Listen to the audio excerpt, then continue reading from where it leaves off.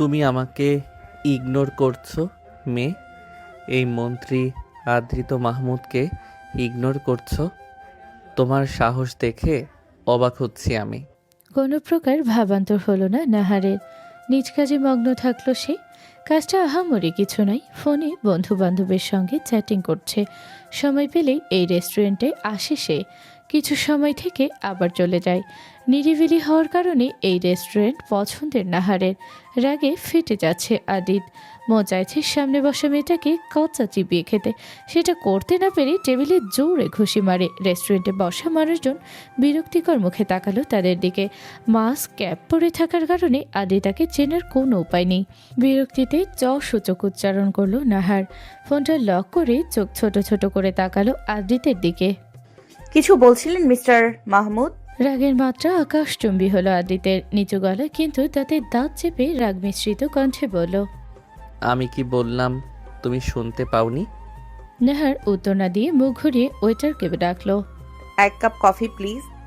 Waiter চলে গেলে নাহার এবার ভালো করে তাকায় আদিতের দিকে। আদিতের চোখ দুটো শুধু দেখা যাচ্ছে, তাতেও বোঝা যাচ্ছে কি পরিমাণ রেগে আছে। কিন্তু নাহারে তাতে কিচ্ছু যায় আসলো বলে মনে হলো না। কফি এলে তাতে চুমুক দিতে দিতে বলল, আপনি বললেন আমি আপনাকে ইগনোর করছি। আপনার সাথে তো আমার জানা মতে এমন কোনো সম্পর্ক নেই যার জন্য আপনার সাথে আমাকে চিপকে থাকতে হবে। তাহলে ইগনোর করা কথাটা এলো কিভাবে? সরি, আপনার জন্য কফি অর্ডার দিতে পারলাম না, কারণ আপনি না খেয়েই উঠে যাবেন। আর আমি কোনো বড়লোক বাপের মেয়ে নই।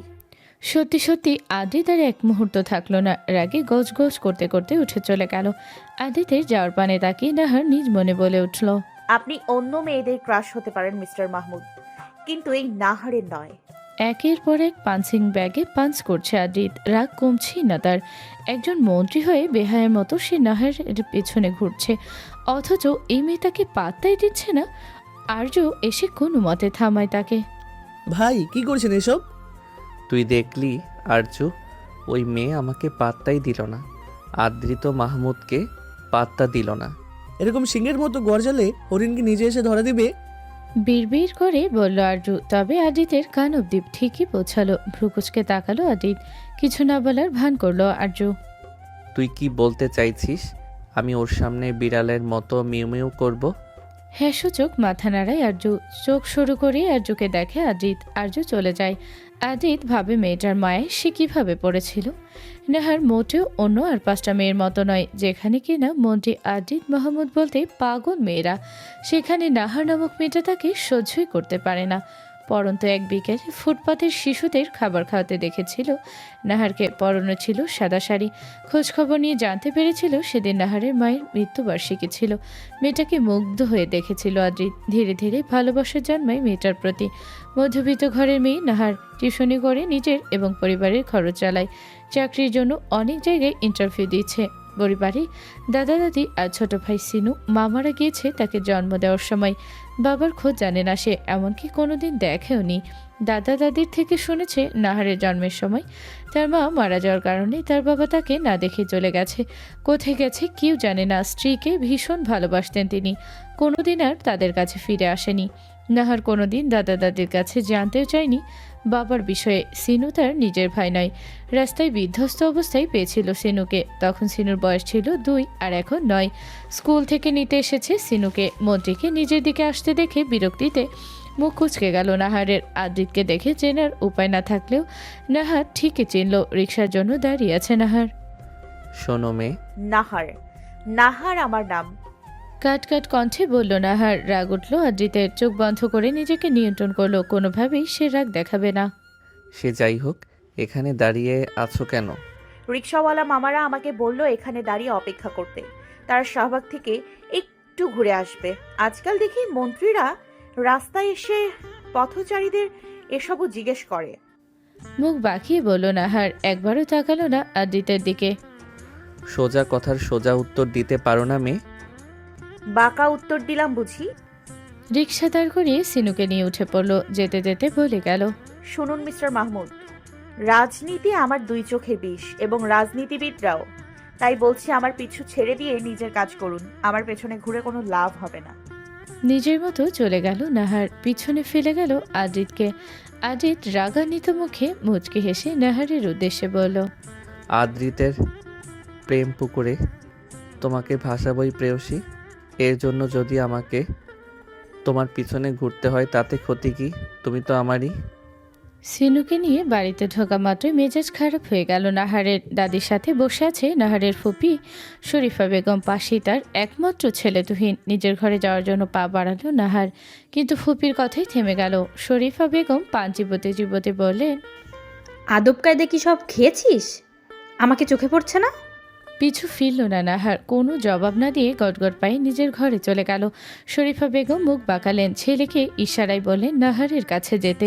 হেলেনা বেগম বাধা দিলেন, কিন্তু তাকে উপেক্ষা করে তুহিন নাহারের ঘরের দিকে গেল। তুহিনের সাথে নাহারের বিয়েটা কবে দেবে মা? তোমাকে কতবার বলতে হবে শরীফা, নাহার বিয়েতে রাজি নয়।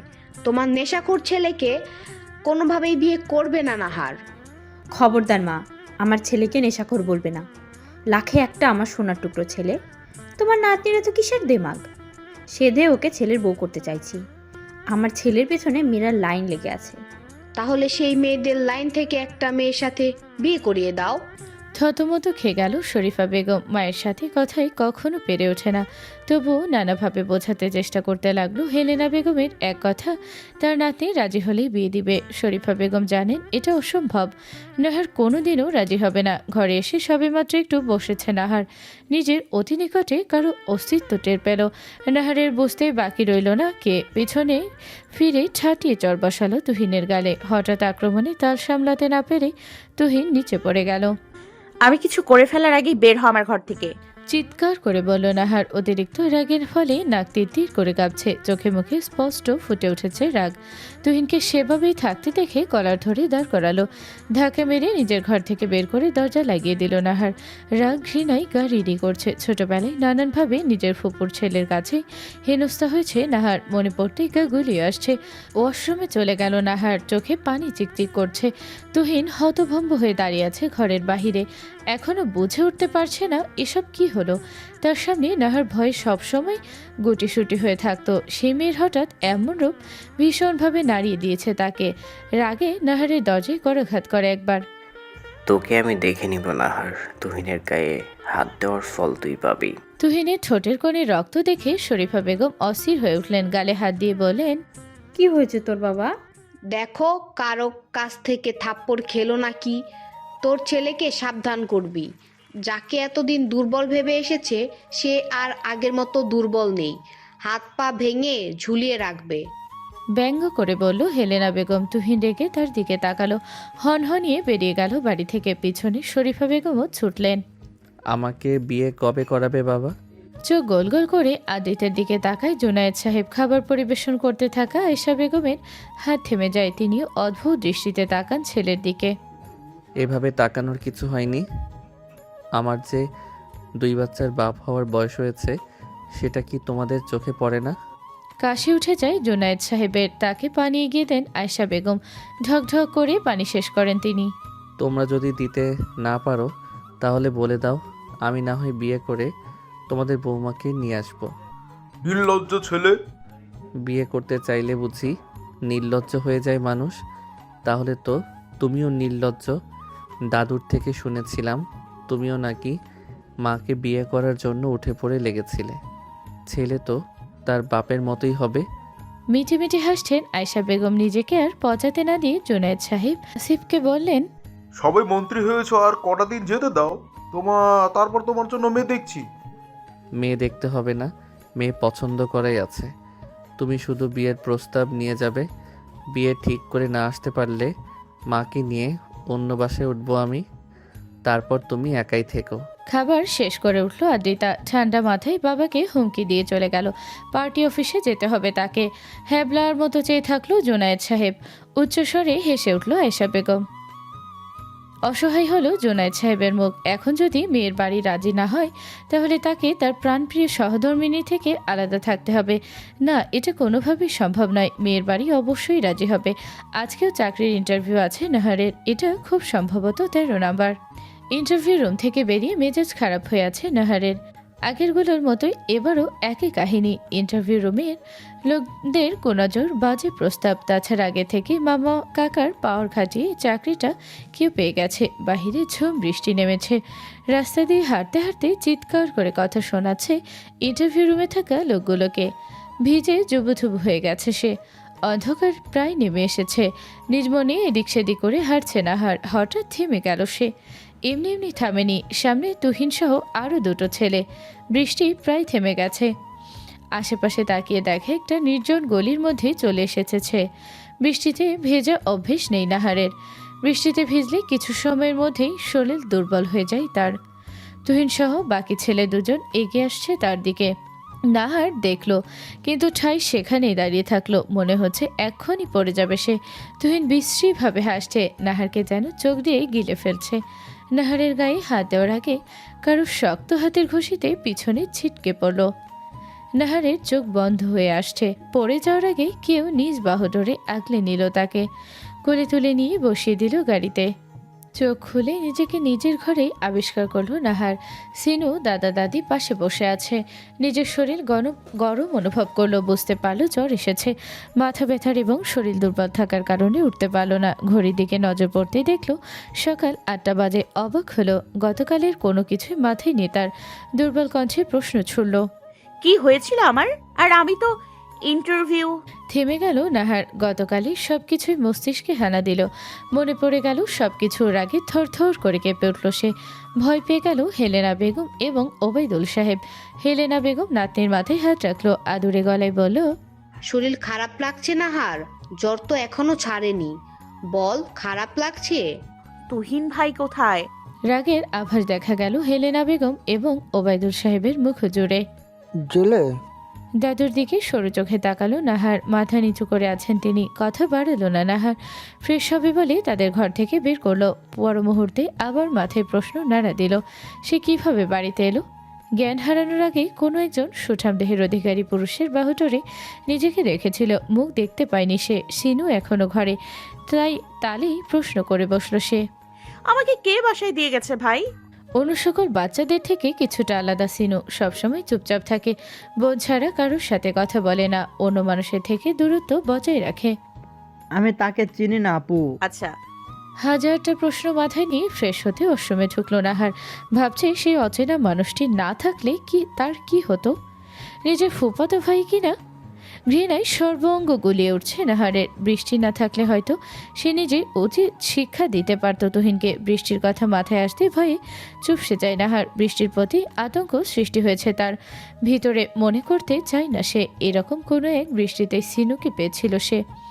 ফ্রেশ হয়ে ঘর থেকে বের হতে কারো শক্ত হাতের থাপ্পড়ে মেঝেতে ছিটকে পড়ে নাহার। দুর্বল শরীরে থাপ্পড় আরও দুর্বল করলো তাকে। শরীফা বেগম তেড়ে আসে নাহারের দিকে। তাকে আটকে ফেলে ওবায়দুল সাহেব। হেলেনা বেগম তুলে নাহারকে বসায় সোফায়। বিশ্রীভাবে গালি দিতে শুরু করে শরীফা বেগম। ধমকে ওঠে ওবায়দুল সাহেব। তাতেও থামে না শরীফা বেগম। অপয়া মেয়ে, তোর জন্য আমার ভাই ঘর ছেড়েছে, এখন আমার ছেলেটার পিছনে পড়েছিস? মা যেমন ছিল চরিত্রহীন, মেয়েও হয়েছে তেমনই।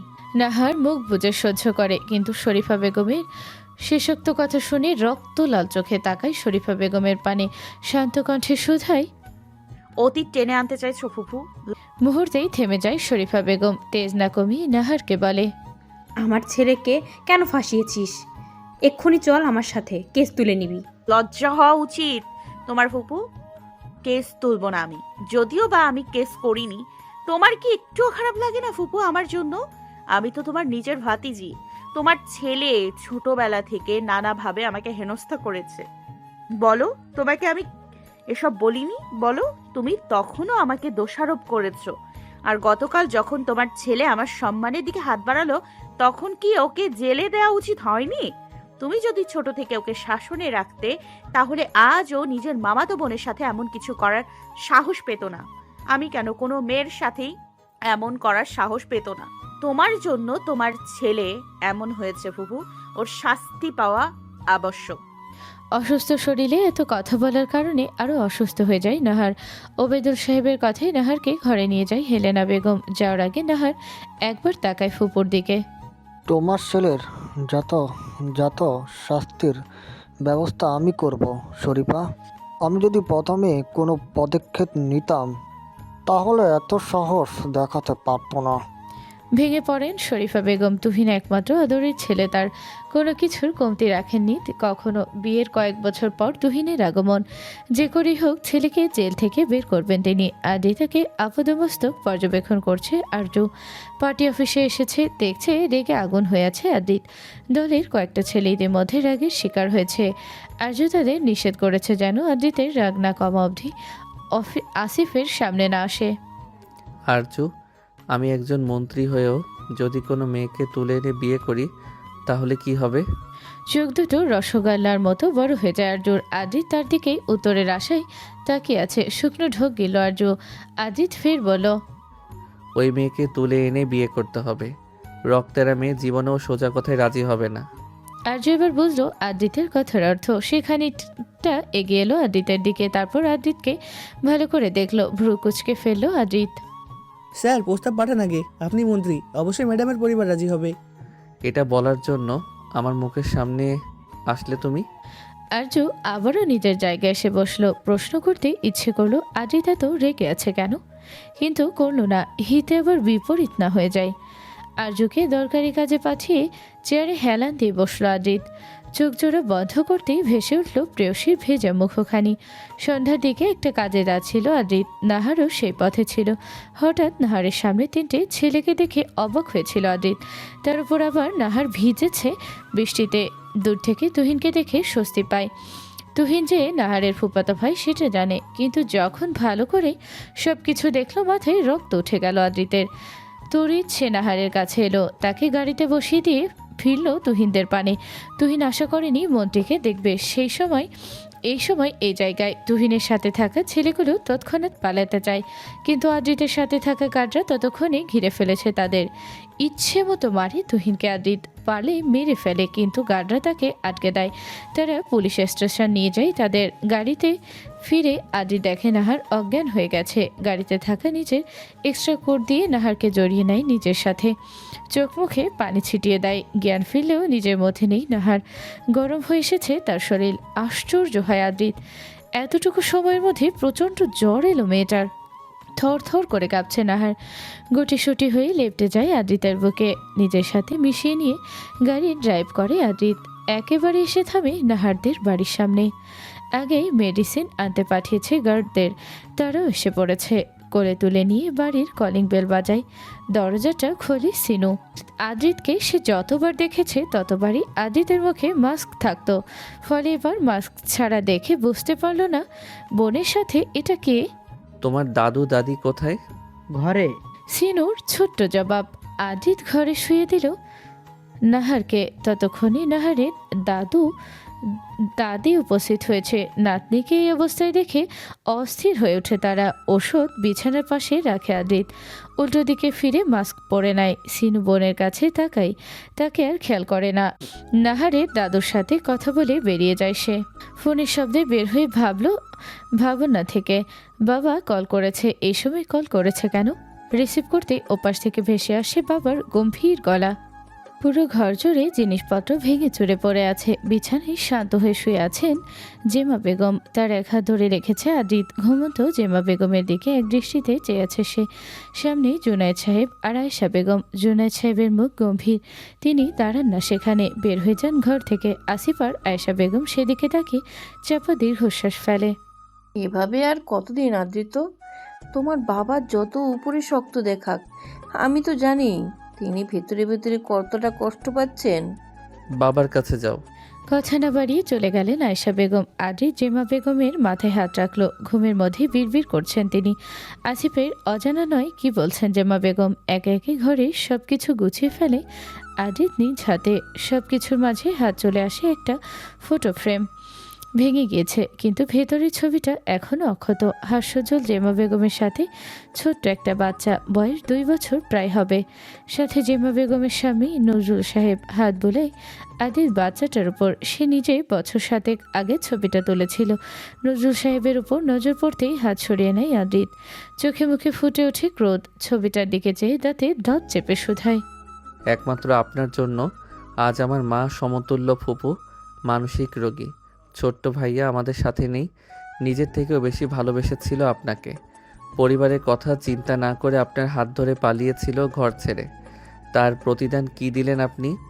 মানসিক রোগী বানালেন আমার ফুপুকে, কেড়ে নিলেন ছোট্ট নিষ্পাপ বাচ্চাটাকে। আপনি তো আপনার পাপের শাস্তি পেয়েছেন।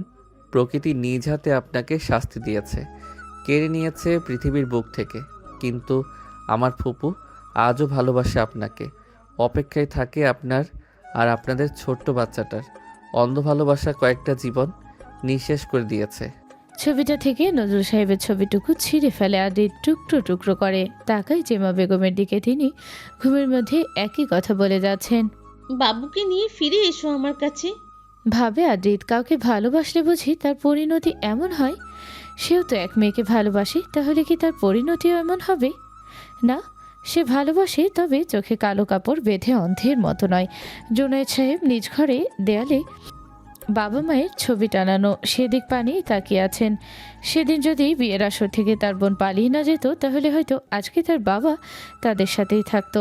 মা গত হয়েছিলেন জুনায়েদ সাহেব ছোট থাকতেই।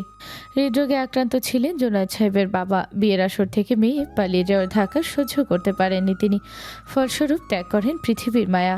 সেদিন থেকে বোনের ওপর থেকে মুখ ফিরিয়ে নিয়েছেন তিনি।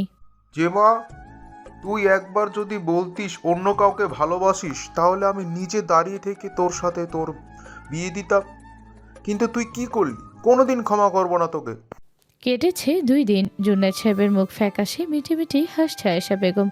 ছেলের পছন্দের পাত্রী দেখতে যাবেন তারা আজকে। মেয়ে সম্পর্কে সব তথ্য ছেলে তাকে দিয়েছে। তার ছেলেকে কোনো মেয়ে পাত্তা দিচ্ছে না শুনে খুশিতে পা যেন পড়ছিলই না জুনায়েদ সাহেবের। ছেলে তাকে সারাদিন আতঙ্কের উপর রাখে। তিনি নিজেই নাহারকে ছেলের বউ বানাতে রাজি হয়েছিলেন, কিন্তু বিপত্তি ঘটে তখন যখন জানতে পারেন মেয়ে ঘাড়তারা। প্রথমে ভেবেছিলেন মেয়েটা হয়তো জানে না আদ্রিত মন্ত্রী, তাই ঘুরিয়েছে। কিন্তু যখন শুনলেন মেয়ে জেনেও আদ্রিতকে ঘোরাচ্ছে, তখন মাথায় হাত জুনায়েদ সাহেবের। হাসি মাখা মুখখানা মুহূর্তেই ফ্যাকাশে হয়ে যায়। ভেবেই নিয়েছেন রাজি হবে না। আদ্রিত চলে গেছে পার্টি অফিসে। আয়েশা বেগমকে সাথে নিয়ে ছেলে দেওয়া ঠিকানায় রওনা দেন তিনি। কোনো গার্ডকেই সাথে নেন না। গার্ড দেখে যদি মেয়ের বাড়ি না করে দেয়। কেস ফাইল হয়েছে তুহিনের নামে। জুবায়ের সাহেবকে কিছু করতেই হয়নি। তার নাতনিকে যে বাসায় রেখে গিয়েছিল সেই নাকি সব কিছু করেছে। নাহার এখনও জানে না তাকে বাঁচালো কে। এই 2 দিন বাড়ি থেকে বের হয়নি সে। বিকেল হয়েছে, ঘরে থাকতে আর ইচ্ছে করছে না। তাই তো সিনুকে নিয়ে বেরিয়ে পড়লো বাহিরে হাঁটতে। আপু, তোমাকে চিন্তিত দেখাচ্ছে। তেমন কিছু না, ভাবছি আমাকে বাঁচিয়েছিল কে। আমার মনে হচ্ছে আমি তাকে আগেও দেখেছিলাম আপু। তাহলে সেদিন যে বললি তুই চিনিস না? হ্যাঁ, চিনি না, তবে চেনা চেনা লাগছে। কথা বলতে বলতে অনেকটা এগিয়ে এসেছে তারা। রাস্তার 2 দিকে বৃষ্টির পানি জমে আছে। হঠাৎ একটা গাড়ি তাদের পাশ ঘেঁষে গেল। চিৎকার করে উঠল নাহার। নোংরা জমে থাকা পানিতে মাখামাখি হয়ে গেছে সে আর সিনু। তাছাড়া আরেকটু হলেই গাড়িটা লেগে যাচ্ছিল তাদের। গাড়িটা থেমে গেছে। নাহার কাপড় ঝাড়তে ঝাড়তে গাড়ি চালকের গোষ্ঠী উদ্ধার করছে। গাড়ি থামতে দেখে রেগে মেগে তেড়ে যায় সেদিকে। ভেতর থেকে বেরিয়ে আসে ড্রাইভার। গাড়ি কি দেখে চালাতে পারেন না, নাকি চোখ কপালে তুলে গাড়ি চালান? বড় লোকিপনা দেখান। কি করলেন আমাদের অবস্থা? তাছাড়া আরেকটু হলেই যে কোনো দুর্ঘটনা ঘটে যেত। আপনাকে ড্রাইভিং লাইসেন্স কে দিয়েছে? এইটা কি আপনাদের ওই বড় বাড়ি যাওয়ার রাস্তা? ক্ষমা করে দিন আপা, ভুল হয়েছে। আসলে বুঝতে পারিনি এমন হবে। থামছে না নাহার, একের পর এক কথা শুনিয়ে যাচ্ছে। সিনু একপাশে চুপচাপ দাঁড়িয়ে আছে। ভিতরে বসে থাকা জুনায়েদ সাহেব আর থাকতে পারলেন না, বেরিয়ে এলেন তিনি। ভেবেছিলেন এবার অন্তত মেয়েটা থামবে, কিন্তু ঘটল তার ভাবনার সম্পূর্ণ উল্টো। বাহ বাহ, এতক্ষণে গাড়ি থেকে বের হওয়ার সময় হলো। এক্ষুনি যদি আমার বা আমার ভাইয়ের কিছু হতো, তার দায়ভার কি আপনারা নিতেন? এক ঝাঁক কথা শুনিয়ে দিয়ে সিনুর কাছে গেল নাহার। এপিটুপিট করে সিনুকে দেখলো ভালো করে। জুনায়েদ সাহেব রেগে গেলেন, এতগুলো কথা শুনিয়ে দিল। ততক্ষণে গাড়ি থেকে আয়েশা বেগমও নেমে পড়েছেন। ভারী অসভ্য মেয়ে তো তুমি। একে দোষ করেছে, তারপর অসভ্য বলায় মাথায় আগুন লেগে গেল নাহারের। দ্রুত বেগে এসে জুনায়েদ সাহেবের সামনে দাঁড়ালো। দাঁত কোট মটিয়ে বলল, কাকে অসভ্য বলছেন আপনি? বড়লোক হয়েছেন জন্য যা খুশি করবেন, আর আমরা কিছু বললেই অসভ্য হয়ে যাব? বলুন না, আরেকবার বলুন। নাহারের হঠাৎ সামনে আসেই হক চুকে যায় জুনায়েদ সাহেব। সেও ছেড়ে দেওয়ার পাত্র নয়, তাই সাহস নিয়ে বলল, বললে কি করবে তুমি? এদিক ওদিক দেখল নাহার, সামনের দিকে পাথর পড়ে থাকতে দেখে চটজলদি হাতে তুলে নিল। আয়েশা বেগম বুঝতে পারলেন নাহার কি করতে চাইছে, তাই তিনি আটকে ফেললেন নাহারকে। রাগে ফুসফুস করছে নাহার। শান্ত হও মা, পরের বার থেকে দেখে শুনে গাড়ি চালাবে। তুমি ক্ষমা করে দাও ওকে, তোমাদের কোথাও লাগেনি তো? একেবারেই শান্ত হয়ে গেল নাহার। চোখ জোড়া গোল গোল করে আয়েশা বেগমের দিকে পূর্ণ দৃষ্টি ফেলল। কানে বাজলো আয়েশা বেগমের বলা মা ডাকটা। আয়েশা বেগম বুঝতে পারলেন না হঠাৎ কিভাবে শান্ত হয়ে গেল মেয়েটি। যে হাতে নাহারের হাত ধরেছেন আয়েশা বেগম, সেদিকে একবার তাকালো নাহার। কি সুন্দর অনুভূতি! আগে তো কখনো কেউ এত মিষ্টিভাবে তাকে মা বলেনি। আদরে হাতের ছোঁয়া নরম হয়ে এলো নাহারের কণ্ঠ। না, আমাদের কিছু হয়নি। গলার এত পরিবর্তন দেখে জুনায়েদ সাহেব মুখ বাঁকালেন।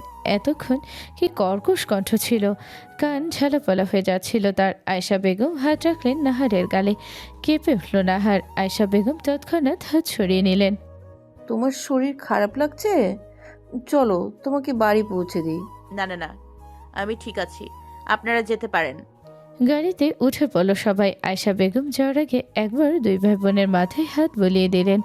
গাড়ি স্টার্ট দেওয়ার সাথে সাথেই নাহার জুনায়েদ সাহেবকে দেখিয়ে বলল, আন্টি, ওনাকে বলবেন রাস্তায় নেমে এভাবে কোনো মেয়ের সাথে পায়ে পা লাগিয়ে ঝগড়া না করতে। বয়স হয়েছে, তবুও কত তেজ, বড়লোক মানুষ। হেসে ফেলল আয়েশা বেগম। জুনায়েদ সাহেব কটমট করে তাকালো নাহারের দিকে। মুখ বাঁকালো নাহার। জুনায়েদ সাহেব আর আয়েশা বেগম চা দিলেন হেলেনা বেগম। বসলেন জুবাইর সাহেবের পাশে। নাতনি বড় হয়েছে, এভাবে বিয়ের প্রস্তাব আসতেই থাকে। সব কথাই প্রায় হলো। জুবাইর সাহেব প্রশ্ন করলেন, ছেলের নাম কি, কি করে? আসিফ মাহমুদ, মন্ত্রী আসিফ মাহমুদ। নড়ে চড়ে বসলেন জুবাইর সাহেব। মজা করছে ভাবলেন, কিন্তু যখন দেখলেন সত্যি, তখন চুপ হয়ে গেলেন তিনি। তার নাতনি কখনো বিয়েতে রাজি হবে না। রাজনীতি, এই রাজনীতিবিদ দুটোকেই ঘৃণা করে নাহার। কিন্তু এখন তিনি এটা জানাবেন কি করে? তার ভাবনার মাঝে আয়েশা বেগম জিজ্ঞেস করলেন, মেয়ে কোথায়? হেলেনা বেগম জানালেন নাহার বাইরে গিয়েছে। হাসফাস করছেন জুবাইর সাহেব। কিভাবে তিনি জানাবেন? এই প্রস্তাব মেনে নেওয়া সম্ভব নয়।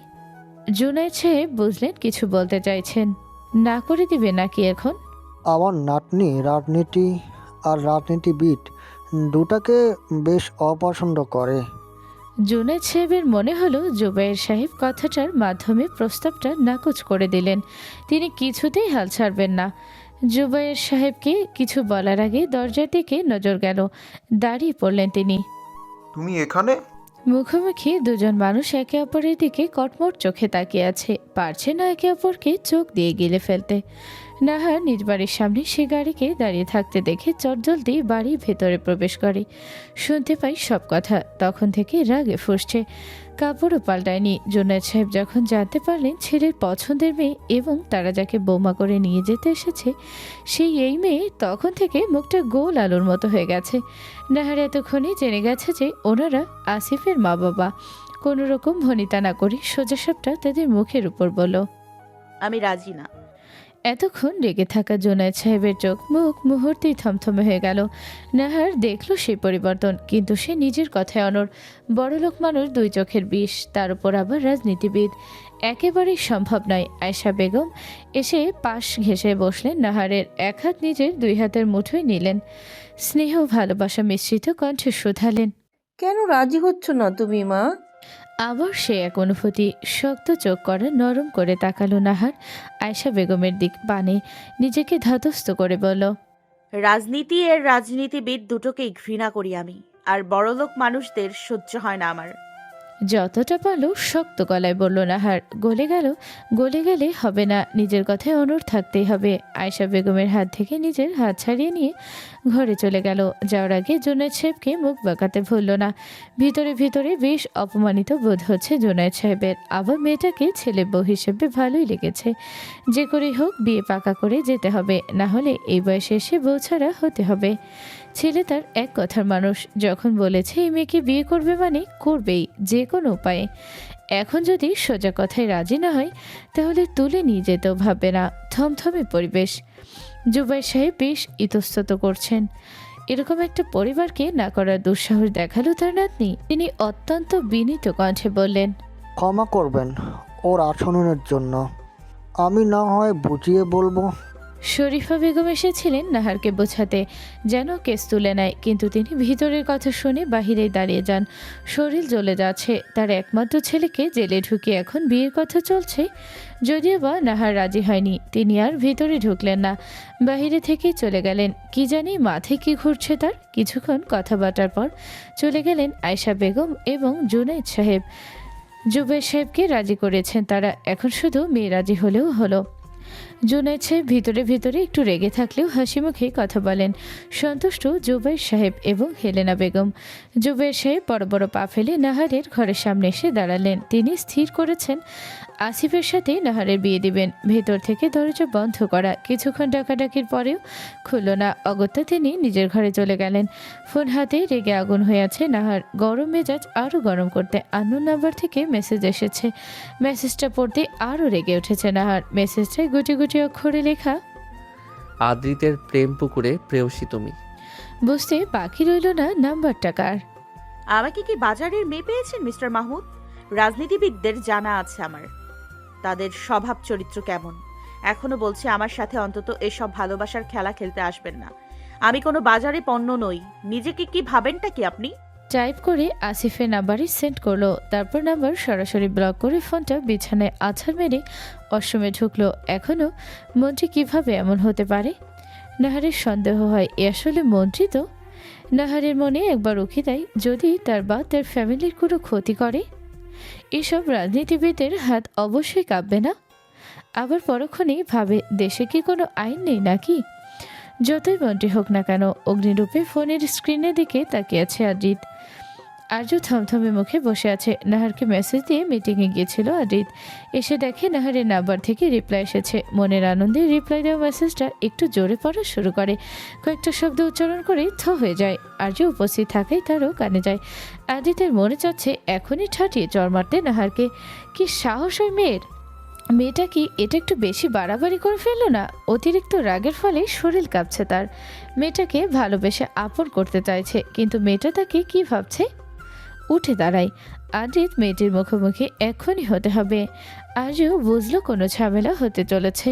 সে থামাতে চেষ্টা করলো, কিন্তু তাকে সম্পূর্ণ উপেক্ষা করে আদ্রিত বেরিয়ে গেল পার্টি অফিস থেকে।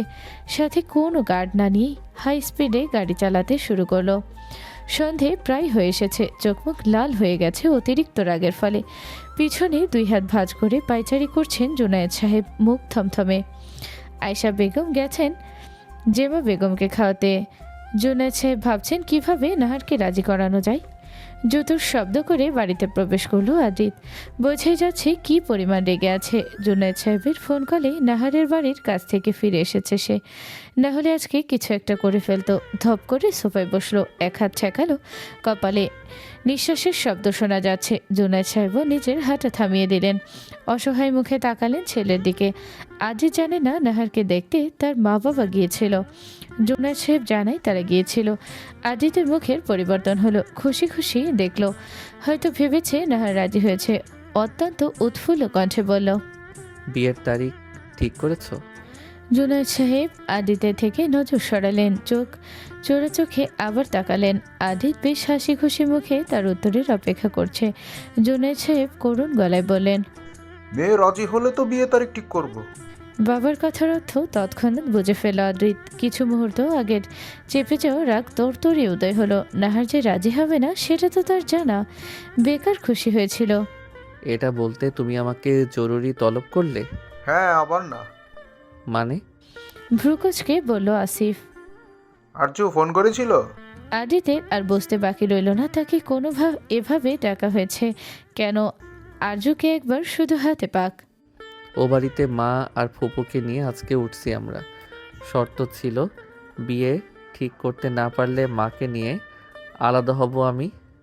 বাঁকা হেসে বলল আদিত। চুপসে গেলেন জুনায়েদ সাহেব। আয়েশা বেগম ততক্ষণে জেমা বেগমকে খাইয়ে ড্রয়িং রুমে উপস্থিত হয়েছেন।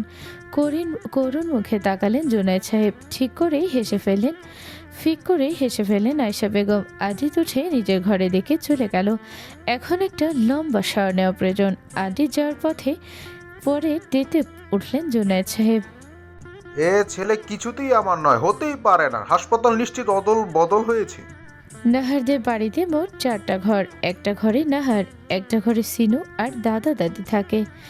এক ঘরে আরেকটা ঘর ফাঁকা, না ফাঁকা নাই, নাহারকে প্রায় সেই ঘরে দেখা যায়। বাকি সময় তালা দেওয়া থাকে, বাড়ির কেউ সেই ঘরে ঢোকে না। এই বাড়িটা তার দাদুর তৈরি করা। এককালে তাদের নামও বড়লোকের খাতায় ছিল। আলিশান বাড়িতে তারা থাকতো, কিন্তু সব এখন অতীত মাত্র। এই বাড়িটাও কম আলিশান নয়, সব কিছুই আছে। অন্ধকার, ড্রিম লাইটের সবুজ আলো জ্বলছে। ঘুমে কাদা সিনু। নাহার মেঝেতে বসে 2 হাত বিছানায় ভাঁজ করে সিনুর মুখ পানে চেয়ে আছে। চোখের কোণে পানি চিকচিক করছে। একদম নিঃশব্দে বসে রইল নাহার। গড়িয়ে পড়ল চোখ বেয়ে নোনা পানি। সময় কাটলো। ঘড়িতে রাত 3টে। নিঃশব্দে সিনুর কপালে ছোট করে অশ্র ছুঁয়ে ঘর ছাড়লো নাহার। নিজের ঘরে এলো। ঘরে দরজা দিতে গিয়েও থেমে গেল নাহার। ঘরে কোনো অস্তিত্ব টের পাচ্ছে। পিছনে কেউ দাঁড়িয়ে আছে মনে হয়। কোনো একটা কিছু আন্দাজ করতেই তড়িৎ হাত মুঠো করে পেছনে ফিরল, ঘুষি মারল। আর্তনাদ করে উঠল কোনো এক পুরুষালী কণ্ঠ। বেশ কিছুদিন থেকে আর্য তাকিয়ে আছে আদ্রিতের দিকে। আদ্রিত নিজ কাজে মগ্ন। সে একবার খেয়াল করেছিল আর্য তার দিকে তাকিয়ে আছে। আর্য আর নিজের কৌতূহল চেপে রাখতে পারল না। সাহস সঞ্চয় করে জিজ্ঞেস করে ফেলল, আপনার নাকি কি হয়েছে স্যার? অতি সাধারণ একখানা প্রশ্ন, কিন্তু আদ্রিত তার পানে এমনভাবে তাকালো যেন এক্ষুনি কাঁচা গিলে খাবে। ভরকালো আর্য বুঝতে পারল না ভুল কোথায় করলো, যার কারণে এভাবে তাকাচ্ছে। আদ্রিত ফোনের স্ক্রিনে একবার দেখে নিল নিজের মুখ। নাকের উপর ছোট ব্যান্ডেজ, চারপাশ লাল হয়ে আছে। তেমন কিছু না, নিজের কাজ করো। আবারও কাগজপত্র মুখ ডোবালো আদ্রিত। আর্য সন্দিহান দৃষ্টিতে একবার তাকিয়ে নিজ কাজ শুরু করলো। কিছু সময় পেরোনোর পর পার্টি অফিসে কয়েকটা ছেলেকে দেখা গেল। আদ্রিত ভ্রুকুচকে তাদের দিকে তাকালো। ছেলেগুলো বেশ ভীত হয়ে দাঁড়িয়ে আছে। আর্য সময় ব্যয় না করে তাদের এখানে আসার কারণ জিজ্ঞেস করলো। তাদের উত্তর শুনে রেগে হাত মুষ্টিবদ্ধ করলো আদ্রিত। সবেমাত্র একটা টিউশনি শেষ করে আরেকটাতে যাওয়ার প্রস্তুতি নিচ্ছে নাহার। কড়া রোদ মাথায় যাচ্ছে সে, কাঁধে ব্যাগ। আরও আধা ঘন্টা সময় আছে। পছন্দের সেই রেস্টুরেন্টে প্রবেশ করলো। সেখানে প্রায় সবাই তাকে চেনে। দীর্ঘ কয়েক বছর থেকে সেই রেস্টুরেন্টের রেগুলার কাস্টমার। প্রতিদিন 1 কাপ কফি ছাড়া আর কিছুই অর্ডার করে না। একটু শান্তির জন্য এখানে আসা। যে টেবিলটায় বসে নাহার, সেখানে আজ আরেকজনের উপস্থিতি পেল। মুখ ঘুরিয়ে বসে আছে লোকটি। নাহার বুঝতে পারল না কে। এগিয়ে গেল। লোকটি ফিরল তার দিকে। অবাক হলেও স্বাভাবিক থাকলো নাহার। বসলো। লোকটি কফি খাচ্ছে। তুই এখানে? কেন আসতে পারি না? তা কেন পারবি না? অস্বস্তি হচ্ছে নাহারের। সেটা তার মুখ দেখে যে কেউ বলবে। লোকটি তার দিকে তাকিয়ে মুচকি হাসলো। অস্বস্তি হচ্ছে? না। আগের কথা এখনো মন রেখেছিস? ভুলে যাও সব। আশ্চর্য হলো নাহার। লোকটিকে ভালোভাবে পর্যবেক্ষণ করলো। পরিবর্তন হয়েছে। আগে চঞ্চল ছিল, এখন গম্ভীর হয়েছে। লোকটি মুখে দাঁড়িয়ে রেখেছে, কিন্তু কথার গভীরতা ঠিক আগের মতোই আছে। ওভাবে দেখিস যে প্রেমে পড়ে যাবি। হেসে ফেলল নাহারের। লোকটি ধীরে ধীরে সব অস্বস্তি কেটে গেল নাহারের। রাফিদ, তুই হঠাৎ বিদেশে ছিলি না? আজকেই ফিরেছি। ভাবলাম প্রথম রিজেক্ট হয়েছি যার থেকে, তার সাথে একটু দেখা করে আসি। ভাবা যায় যে রাফিদ চৌধুরীর জন্য পাগল মেয়েরা তাকে কোনো এক রমণী রিজেক্ট করেছে। গম্ভীর হলো নাহার। তো যার জন্য রিজেক্ট করেছিলি তাকে বিয়ে করে ফেলেছিস নিশ্চয়ই। চোখ ছোট ছোট করে তাকালো নাহার। রাফিদ প্রসঙ্গ পাল্টানোর চেষ্টা করলো। বুঝলো কথাগুলো বলা ঠিক হয়নি। কিছুক্ষণ নীরবতা। সময় লাগলো দুজনের স্বাভাবিক হতে। স্বাভাবিক হওয়া মাত্রই সে ভার্সিটি লাইফে যেন দুজনেই ফিরে গেল। উচ্চস্বরে হাসি মজা শুরু হলো। রেস্টুরেন্টে এতদিন নাহারকে যারা দেখেছে তারা অবাক হলো না, কারণ আগেও এদের এভাবে দেখতো। মাঝে কি যে হলো, 2 বন্ধু আলাদা হয়ে গেল। এখন আবার একসাথে দেখে খুশি হয়েছে তারা। কিছুক্ষণ আড্ডা দিয়ে টিউশনির উদ্দেশ্যে বেরিয়ে গেল নাহার। রাফিদ চোখ বুজে চেয়ারে হেলান দিল, ডুব দিল পুরনো স্মৃতিতে। ভার্সিটি লাইফের বেস্ট ফ্রেন্ড তারা। বন্ধুত্বের শুরু থেকেই নাহারের প্রতি আলাদা অনুভূতি অনুভব করত রাফিদ। প্রথমে বুঝতে না পারলেও পরে বুঝতে পারে এই নাহারকে ভালোবাসে। সময় অপচয় করেনি সে। জানিয়েছিল নাহারকে, এমনকি প্রপোজও করেছিল। সেদিন নাহার তাকে প্রথমবার জানিয়েছিল নাহারের ভালোবাসার মানুষ আছে। বন্ধুত্ব চিরেই ধরেছিল তাদের। নাহার স্বাভাবিকই ছিল, তবে রাফিদ নিজে যোগাযোগ বন্ধ করে নাহারের সাথে। পাড়ি দেয় বিদেশে। আজ 2 বছর পর ফিরেছে সে। ভেবেছিল তার উপর নাহারের রাগ থাকবে, কিন্তু না। মেয়েটা তার সাথে স্বাভাবিক ব্যবহারই করলো। রাস্তায় হাঁটছে আর পুরনো কথাগুলো ভাবছিল নাহার। রাফিদের সামনে স্বাভাবিক থাকলেও এখন যেন কেমন কষ্টগুলো মাথা চাড়া দিয়ে উঠছে। বার কয়েক আওড়ালো রাফিদের বলা কথাটা। যার জন্য রিজেক্ট করেছিলিস তাকে বিয়ে করেছিস? নাহারের বলতে ইচ্ছে করছিল। তাকে আমি কাছে পেয়েও দূরে ঠেলে দিচ্ছি। নিজের কষ্টগুলোকে নিজের মধ্যে সযত্নে রেখেছে সে। শরীফা বেগম স্বামী আঞ্জুল সাহেব সহ থানায় আঞ্জুল সাহেবকে দেখে মনে হচ্ছে তার বিন্দুমাত্র ইচ্ছে ছিল না ছেলেকে ছাড়ানোর। অনেক কাঠখড় পোড়াতে হয়েছে আয়েশা বেগমকে।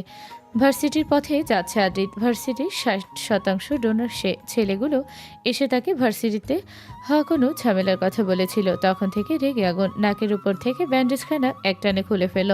সেখানে হাত দিচ্ছে আবার হাত নামাচ্ছে। এভাবে তাকে কেউ দেখলে কি ভাবে? অবশ্য ভাবার কি আছে, মাস্ক দ্বারা আবৃত থাকে সে সব সময়। দেখে কোনো উপায় নেই বোঝার। দাঙ্গা শুরু হয়েছে ভার্সিটিতে। বিরোধী দলের ছেলেপেলেগুলো শুরু করেছে। এত ছোট একটা বিষয় আদ্রিতের যাওয়ার কোনো মানই হয় না, কিন্তু এবার সে নিজে যাচ্ছে। বেশ কয়েকবার ইউনিভার্সিটিতে দাঙ্গা হয়েছে, প্রতিবার দলের লোকেরাই সামলেছে, কিন্তু কোনো সুরাহা হয়নি। আধা ঘন্টা লাগলো ভার্সিটিতে পৌঁছাতে। স্টুডেন্ট নেই বললেই চলে, হয়তো তারা দাঙ্গা হওয়ার কারণে সরে গেছে। দুই দলের ছেলেপেলেরা শুধু আছে। আরও একজনকে দেখলো আদ্রিত, কিন্তু পাত্তা দিল না। লোকটা বোধহয় রেগে গেল। প্রিন্সিপাল রুমে সহ লোকটি গেল। ইতিমধ্যে তাদের আগমনে মারপিট থেমে গেছে। বিরোধী দলের নেতা রাফিয়াত চৌধুরী আর আদ্রিত সামনাসামনি বসল। একে অপরের উপর তীক্ষ্ণ নজর তাদের। প্রিন্সিপালকে বিরক্ত দেখাচ্ছে। প্রতিদিনের এসবে মারাত্মক বিরক্ত তিনি। এক পর্যায়ে সবকিছু ঠিক করা হলো। এবার আদ্রিতের আগমনে যেন সবাই একটু বেশি ভয় পেয়েছে। হুমকি দেওয়া হলো কোনো স্টুডেন্ট নেক্সট টাইম এসবে জড়ালে তাদের সরাসরি রাস্ট্রিকেট করা হবে। গেটে গিয়ে আবারও মুখোমুখি হলো রাফিয়াত আর আদ্রিত। একসময় বন্ধু ছিল তারা, এখন একে অপরের বিরোধী দলের দুই নেতা। একজন সফলতা পেয়ে শাসন করছে, আরেকজন হেরে ব্যথা পাওয়া বাঘের ন্যায় হিংস্র হয়ে গেছে। না, কোনো কথা হলো না তাদের মধ্যে, কিন্তু চোখে চোখে ঠিকই অপরের উপর হিংস্রতা প্রকাশ করলো। রাফিয়াত স্থান ত্যাগ করলো দলের ছেলেগুলোর সাথে। আদ্রিত গাড়িতে উঠতেই যাবে, তার আগে নজর গেল দূরে দাঁড়ানো কোনো এক মেয়ের দিকে। থমকে দাঁড়ালো সে। মেয়েটার পরনে নীল ড্রেস, আদ্রিতের প্রিয় রং, বেনি সামনে রাখা। হঠাৎই ভীত হয়ে উঠল আদ্রিতের চোখ। কি আশ্চর্য, ভয়হীন চোখে ভয়। সাধারণ কোনো কিছুর ভয় নয় তো, কাউকে হারানোর ভয়। ঝাঁকুনি দিয়ে উঠল তার পুরো শরীর। সাথে থাকা আর্যুর নজরও পড়ল দূরে, তার মধ্যেও একই প্রতিক্রিয়া দেখা গেল। অবশ্যই আসা পাজরা নড়ছেই না, কিন্তু তবুও ছুটছে আদ্রিত। পিছনে গার্ড আর আর্য। জুনায়েদ সাহেবের সাথে রাস্তায় দেখা হয় নাহারের। না, কাকতালীয় নয়, জুনায়েদ সাহেবের প্ল্যান ছিল। ভাবটা এমন ধরেছেন যেন কাকতালীয়ভাবে দেখা হলো। নাহার প্রথমে আশ্চর্য হলে পরে বুঝতে পারে মন্ত্রী বাবা নিশ্চয়ই এই পথে এমনি আসবে না। শোনো মেয়ে, ব্যাস হয়ে গেল। চট করে মাথা গরম হয়ে গেল নাহারের। বাপ ছেলে মিলে কি পেয়েছেন? মেয়ে আমার কি নাম নেই? জুনায়েদ সাহেব চোখ পিটপিট করলেন। নাহার কোমরে হাত দিয়ে দাঁড়িয়ে তাকে অগ্নি চোখে দেখছে। গরমে ঘেনে একাকার অবস্থা নাহারের। জুনায়েদ সাহেব টিস্যু এগিয়ে দিলেন, কিন্তু নিল না নাহার। মুচকি হাসলেন জুনায়েদ সাহেব। মেয়েটাকে বেশ লেগেছে। ছেলেকে শায়েস্তা করার জন্য হলেও এই মেয়েকে বৌমা বানিয়ে নিয়ে যেতে হবে। নাহারে টিউশনি করাতে যেতে দেরি হচ্ছে। বারবার হাতে পড়া ঘড়ি দেখছে। চোখ মুখ শক্ত করে জুনায়েদ সাহেবকে বলল, আমার দেরি হয়ে যাচ্ছে বড়লোক আঙ্কেল। জুনায়েদ সাহেব হা করে তাকালেন। এটা কেমন সম্বন্ধ? বুঝতে পারলেন নাহারের তার আছে। শোনো মা, তোমাকে আমার ছেলের বউ বানিয়ে নিয়েই যাবই। এটা তোমার হবু শ্বশুরের চ্যালেঞ্জ। নাক মুখ কুঁচকে ফেলল নাহার। বিড়বিড় করে শুধালো, পাগলের পরিবার। জুনায়েদ সাহেব চলে যাচ্ছিলেন, কিন্তু পেছন থেকে নাহারের আত্মচিৎকার শুনে থ মেরে দাঁড়িয়ে গেলেন। কোনো কিছু বুঝে ওঠার আগে মাটিতে ছিটকে পড়লেন। মাথায় চোট লেগে অজ্ঞান হয়ে গেলেন তিনি। নাহার একবার দেখল অ্যাসিড ছোড়া মানুষটার দিকে। বাইক নিয়ে ততক্ষণে পালিয়ে গেছে। জায়গাটা ঘিরে ফেলেছে আশেপাশের মানুষজন। নাহার হাতের এক পা সহ গলার কিছুটা অংশ জ্বলে যাচ্ছে, কিন্তু সেদিকে তার বিন্দুমাত্র লক্ষ্য নেই। জুনায়েদ সাহেবের কিছু হলো নাকি সেদিকে তার মনোযোগ। নিচে পড়ার কারণে আরও ব্যথা অনুভূত হচ্ছে। জুনায়েদ সাহেবকে ধাক্কা না মারলে হয়তো অ্যাসিডে তিনি ঝলসে যেতেন। উপস্থিত মানুষজন দেখছে, কিন্তু এগিয়ে আসছে না। সবার ভিড় ঠেলে বাবার মাথার কাছে এসে বসলো আদ্রিত। আর্যরা সহ মিলে গাড়িতে তুলল। কি ব্যাকুলতা বাবার জন্য! নাহার তা দেখে মিষ্টি হাসলো। তার দিকে এখনও নজর পড়েনি আদ্রিতদের। তার ছিল হাসলো, সেটা দেখে নাহার ওনার এক পাশ দিয়ে হাতে চেপে ধরলো। চোখ জোড়া বন্ধ হয়ে আসছে তার। এ বুঝি দুনিয়ার মায়ে ত্যাগ করবে। আধো আধো চোখে দেখলো কিভাবে জুনায়েদ সাহেবকে গাড়িতে তুলছে। আদ্রিতের চোখের পানি আর সহ্য করতে না পেরে গগন বিতাড়ি চিৎকার করে উঠল নাহার। বন্ধ হয়ে গেল নাহারের চোখ, লুটিয়ে পড়ল। এরকম একটা অবস্থাতেই আশেপাশের মানুষজন চেয়ে থেকে দেখলো এগিয়ে এলো না কেউ। আদ্রিতের মুখে তখন মাস্ক বিদ্যমান। তুহিন ড্রেসিং টেবিলের সামনে দাঁড়িয়ে নিজের গালের ক্ষতগুলো দেখছে। কিভাবে মেরেছিল তাকে মন্ত্রী। হিংস্র দেখাচ্ছে তুহিনকে, হাতে ছোট কাচের বোতল। বেঁচে গেলি তো, কিন্তু পরের বার আর বাঁচবে না।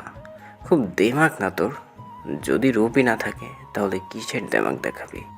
শরীফা বেগম খাবার প্লেট হাতে ঘরে ঢুকলেন। তুহিন লুকিয়ে ফেলল বোতলটা, মায়ের কাছে গিয়ে বসলো। শরীফা বেগম হাতে তুলে খাওয়াচ্ছেন, হাসি মুখে খাচ্ছে তুহিন। কতটা শুকিয়ে গেছিস এই কদিনে বাবা? আরে না, তুমি ভুল দেখেছো। এই অপয়াটার জন্য তোকে এত দিন জেলে থাকতে হলো। ছাড়বো না আমি ওকে। রেগে গজগজ করে বললেন শরীফা বেগম। তুহিন বাঁকা হাসলো, তবে শরীফা বেগমের আড়ালে সে মুখটা নিচু করে বলল, এইসব তুমি কি বলছো মা? আমি ভালোবাসি নাহারকে, ওর সাথে বিয়ের ব্যবস্থা করো। এইসব ভেবো না তুমি। আমি করেছিলাম তাই শাস্তি পেয়েছি। আমি তো ওকে বাড়িতে নিয়ে আসছিলাম ও একার জন্য, কিন্তু ও আমাকে ভুল বুঝে জেলে পাঠালো। সেটা কোনো ব্যাপার না, ভালোবাসা তো। শরীফা বেগম খাওয়ানো শেষ করে মাথায় হাত বুলিয়ে দিলেন তুহিনের। ভিতরের রাগ ভিতরে রেখেই তিনি বললেন, এখনো তুই ওই অপয়াটাকে বিয়ে করতে যাচ্ছিস? অপয়া বলো না, তোমার তো ভাতিজি। রাগে গজগজ করতে করতে ঘর ছাড়লেন শরীফা বেগম। দরজা বন্ধ করে দিল তুহিন। বিশ্রী হেসে উঠল, নিজেকে নিজেই বলল, আরে বা তুহিন, তোর তো ফিল্মের কাজ করা উচিত, এত ভালো অভিনয় করতে পারিস। চোখ জোড়া খিচে বন্ধ করে আছে নাহার, তার পাশেই দাঁতে দাঁত চেপে আদ্রিত। আদ্রিতের এক হাত খামচে ধরেছে নাহার, নখগুলো বসে যাচ্ছে আদ্রিতের হাতে। ডক্টর সাহেব কিছুক্ষণ আগে ধমকেছে নাহারকে, কারণ নাহার পোড়া জায়গায় কাপড় চেপে ধরেছিল। হাসপাতালে তাকে নিয়ে আসার পরপরই জ্ঞান ফিরেছে। ডাক্তার সাহেব এখন তার পোড়া জায়গাগুলো ড্রেসিং করছে। তেমন গুরুতর ক্ষত না হলেও গলা এবং হাতের খানিকটা পুড়ে গেছে। ঠিক সময় সরে না গেলে হয়তো বড় সড়ো কোনো ক্ষতি হতো। নাহারের প্রতিটা আর্তনাদ যেন কাঁপন ধরাচ্ছে আদ্রিতের বক্ষস্থলে। বুকের মধ্যে তীব্র ঢেউ উঠেছে। নাহারের প্রতিটা কষ্টের ভাঁজ অনুভব করছে আদ্রিত। কষ্ট যেন নাহারের নয়, আদ্রিতের হচ্ছে।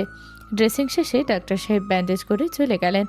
অতঃপর চোখ খুলল নাহার। তার সামনের বেডে জুনায়েদ সাহেব মাথায় ব্যান্ডেজ করা অবস্থায়। এত সময় পর নাহারের অনুভব হলো সে কি কোনো কিছু শক্ত করে চেপে ধরে আছে। নজর পড়ল আদ্রিতের হাতের উপর, ছোপ ছোপ রক্ত জমা হয়েছে, অথচ আদ্রিত স্বাভাবিক ভঙ্গিতেই দাঁড়িয়ে আছে।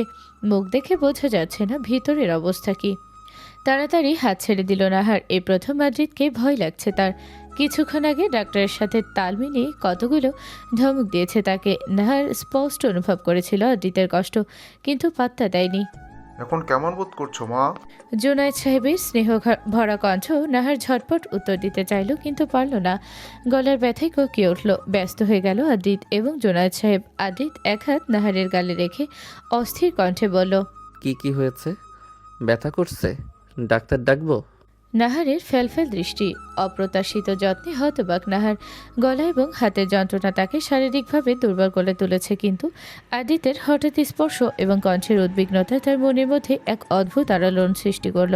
আদিতের উষ্ণ হাতের ছোঁয়ায় ব্যথার মাঝেও এক ধরনের শান্তি অনুভব করল নাহার। মনের মধ্যে কেমন অদ্ভুত অনুভূতি হচ্ছে। এই অনুভূতি যেন মনের অন্ধকার কোণে লুকিয়ে থাকা আবেগকে জাগিয়ে তুলছে। শব্দহীনভাবে সে তার মনের গভীরে কিছু অনুভব করছে, কিন্তু সেই অনুভূতির ভাষা তার কাছে অধরাই থেকে যাচ্ছে। নাহারের জবাব না পেয়ে আরও অস্থির হয়ে উঠেছে আদ্রিত। ডাক্তারকে ডাকার উদ্দেশ্যে পা বাড়াতেই নাহার টেনে ধরে তার হাত। বোঝাই সে কথা বলতে পারছে না। শান্ত হয় আদ্রিত, বুঝতে পারে নাহারের অবস্থা। নাহার হাত সরিয়ে নেয়, মুচকি হাসে আদ্রিত। নাহারের হঠাৎ ছোঁয়ায় আদ্রিতের মনে এক মুহূর্তে স্তব্ধ হয়ে যায়। নাহারের হাত ধরে তাকে থামানোর এই আকস্মিক মুহূর্তে আদ্রিতের মনের গভীরে এক ধরনের অদ্ভুত মাধুর্য এবং শান্তি বয়ে যায়। তার অস্থিরতা মুহূর্তে কেটে যায়, আর হৃদয়ের কোথাও একটা উষ্ণতা ঢেউ উঠে আসে, যা নাহারের স্পর্শের মাধ্যমে সরাসরি অনুভব করতে পারছে সে। জুনায়েদ সাহেব বেড থেকে নেমে পড়েন। তাকে বাধা দিতে চায় আদ্রিত, কিন্তু জুনায়েদ সাহেব মানেন না। নাহারের সামনে সে দাঁড়ান, হাত রাখেন নাহারের মাথায়। এই মুহূর্তেই নাহার একদম শান্ত, বাচ্চাদের মতো হয়ে আছে।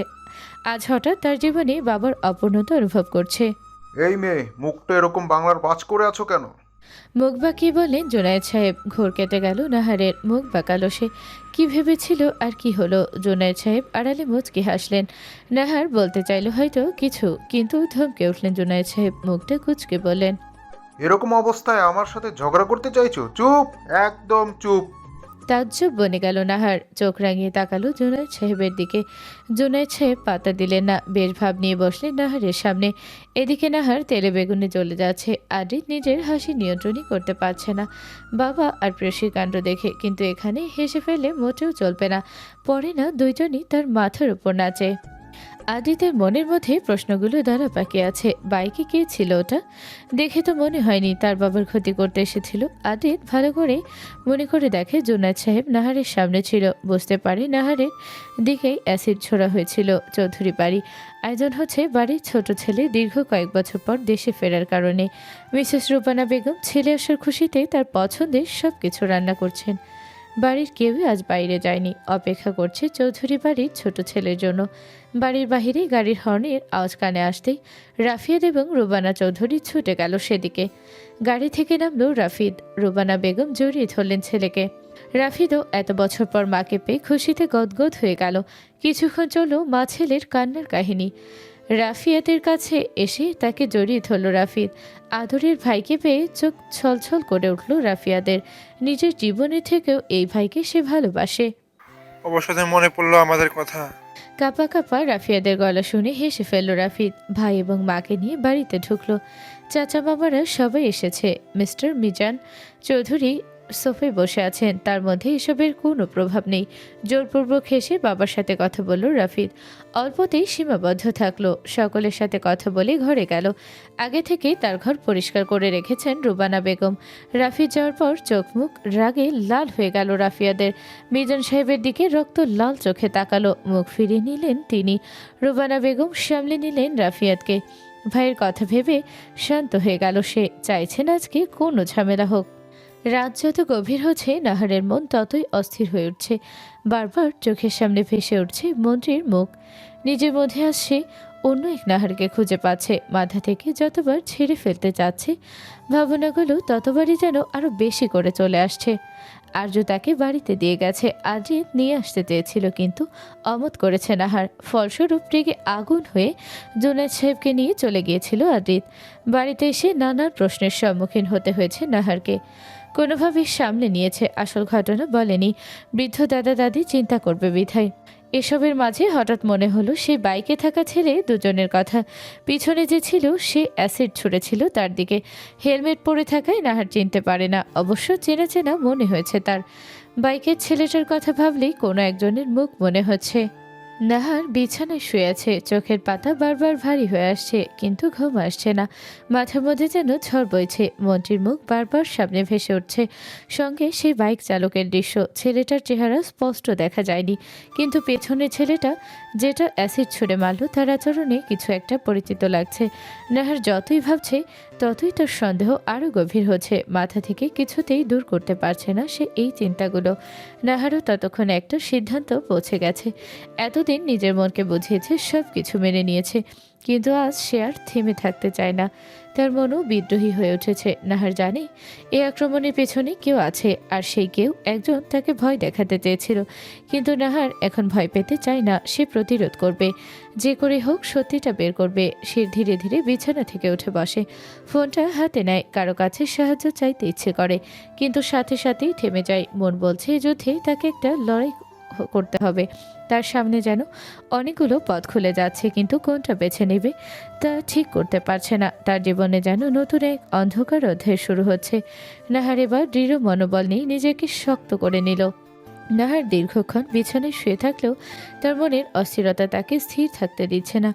অজানা চিন্তা আর ভয় তার মনকে আচ্ছন্ন করে রেখেছে।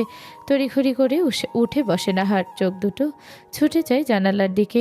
মনের ভুল কি, নাকি সত্যি কেউ তাকে নজর রাখছে? জানালার বাহিরে কিছুই নেই, শুধু রাতের অন্ধকার আর কিছু গাছের নড়াচড়া। ঠিক সেই মুহূর্তে ফোনটা বেজে উঠল। নাহার ফোনটা হাতে নিল। অপরিচিত নম্বর।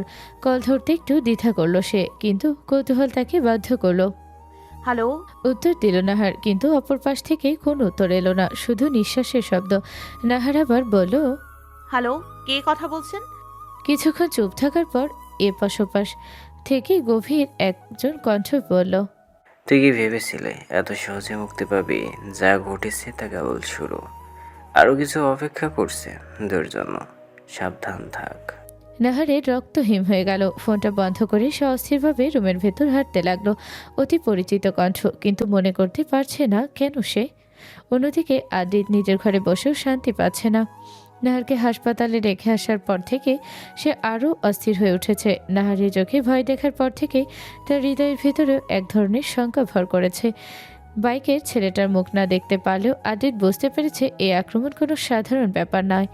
পাশের ঘর থেকে গুনগুন কান্নার শব্দ আসছে। এক পা দুপা করে সেদিকে এগিয়ে গেল আদ্রিত। জেমা বেগমের দরজার সামনে এসে দাঁড়িয়ে পড়লো। দরজা খুলে ভেতরে নিঃশব্দে প্রবেশ করলো।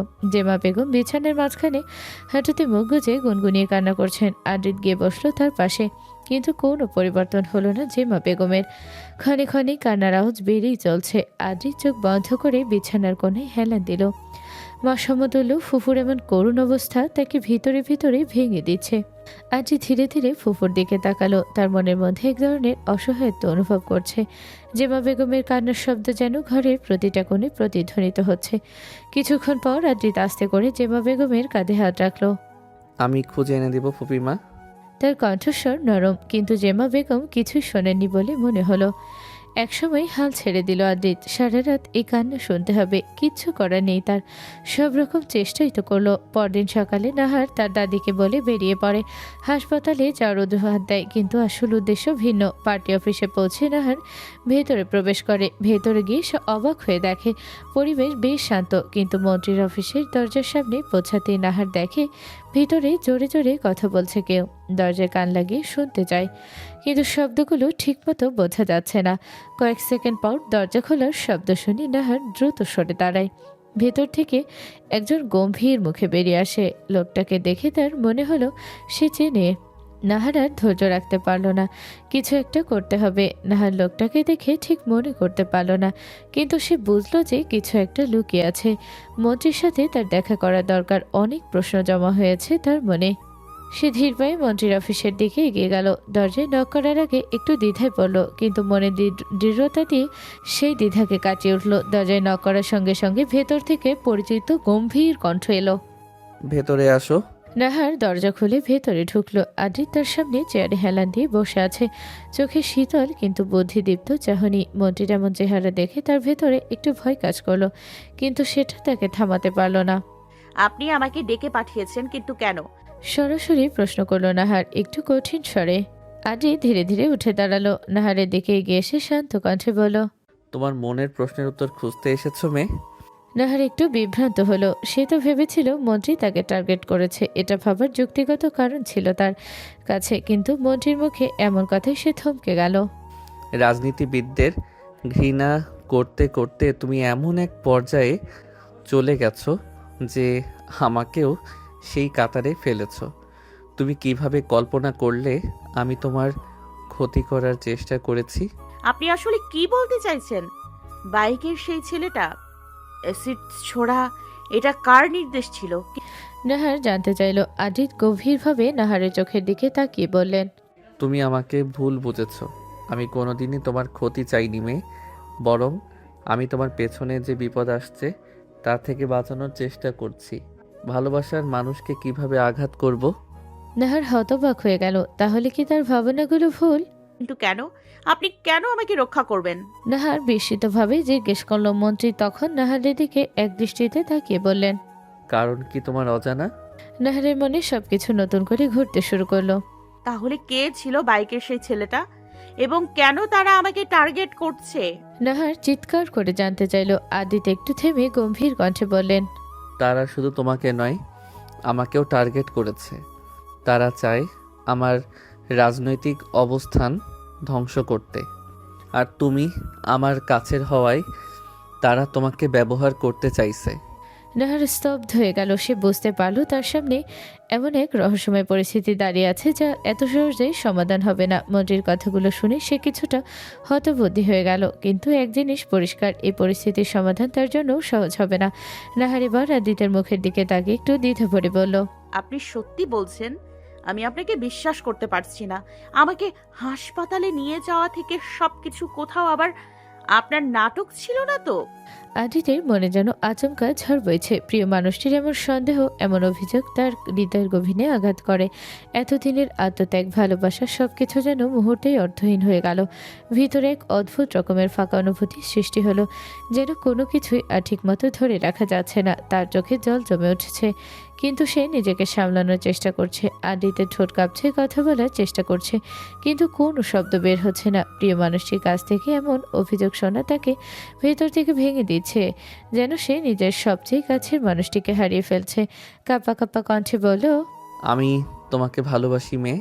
নাহারের চোখে মিশ্র প্রতিক্রিয়া। আদিতের কণ্ঠে সে এক টুকরো ভালোবাসার স্বীকারোক্তি শুনে সে কিছুক্ষণ চুপচাপ তাকিয়ে থাকলো, যেন তার মনের ভেতরে লড়াই চলছে। এভাবে তাকে কখনো মনটি ভালোবাসে বলেনি।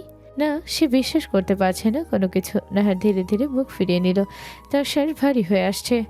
আপনার ভালোবাসা নিয়ে আমার ভয় হয় আদ্রিত। আমি আর হারাতে চাই না।